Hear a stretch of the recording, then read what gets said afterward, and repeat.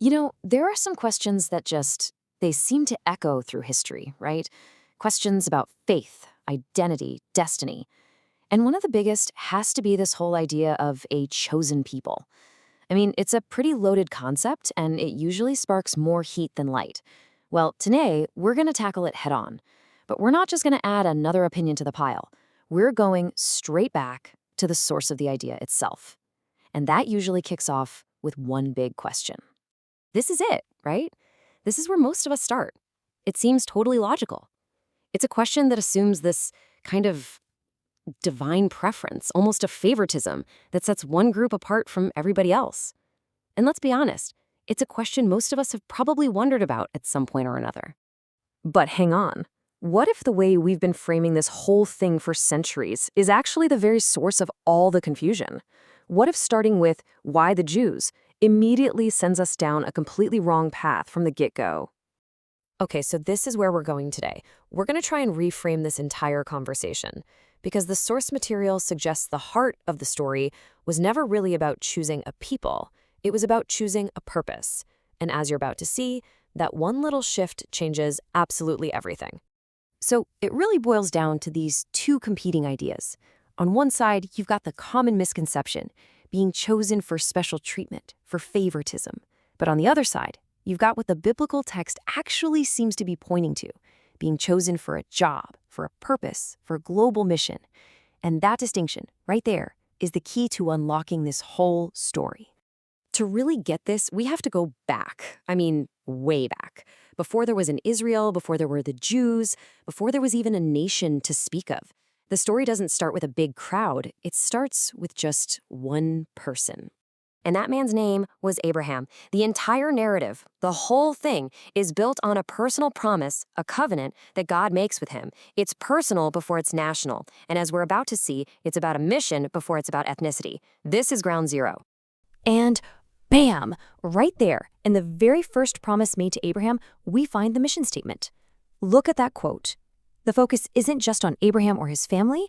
The end goal from day one is that all peoples on earth will be blessed. This idea becomes the golden thread that's woven through the entire story. So that brings us to the actual job description. If they weren't chosen just to get a special status, then what were they chosen for? What was the actual role they were supposed to play in the world?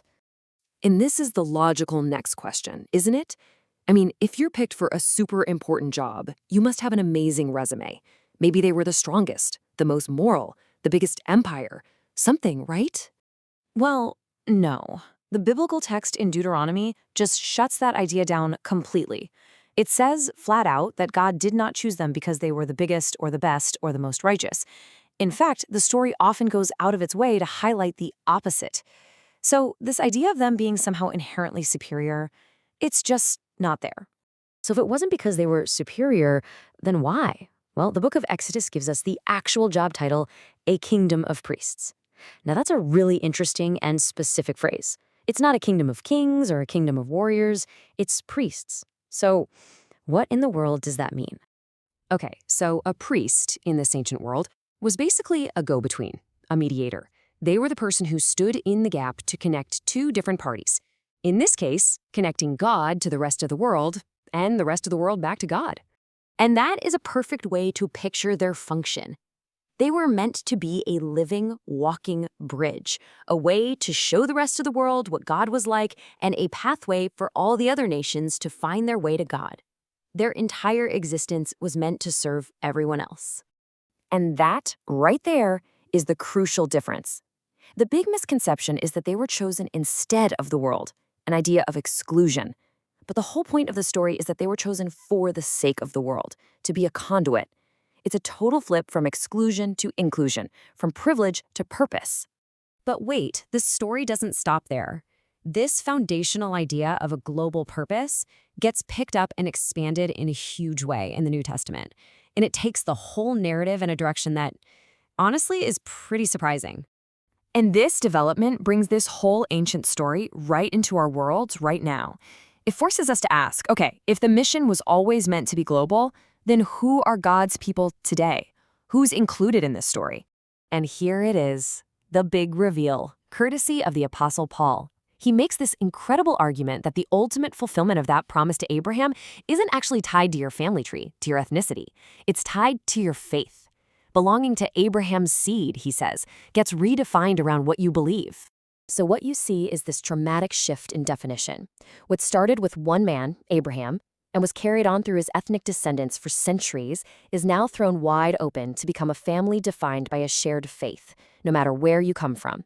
The family tree just got a whole lot bigger. Okay, let's put all these pieces together.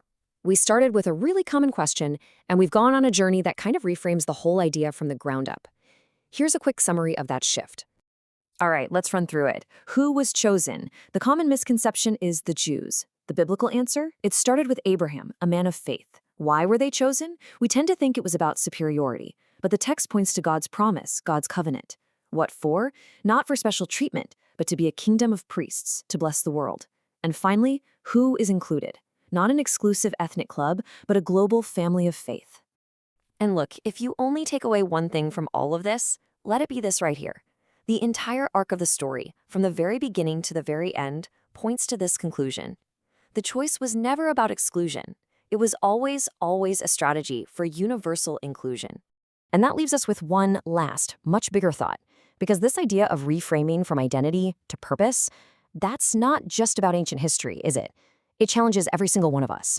What would it look like for any group or any person to be defined not by who they are, but by what they are for? Now that's a question worth chewing on.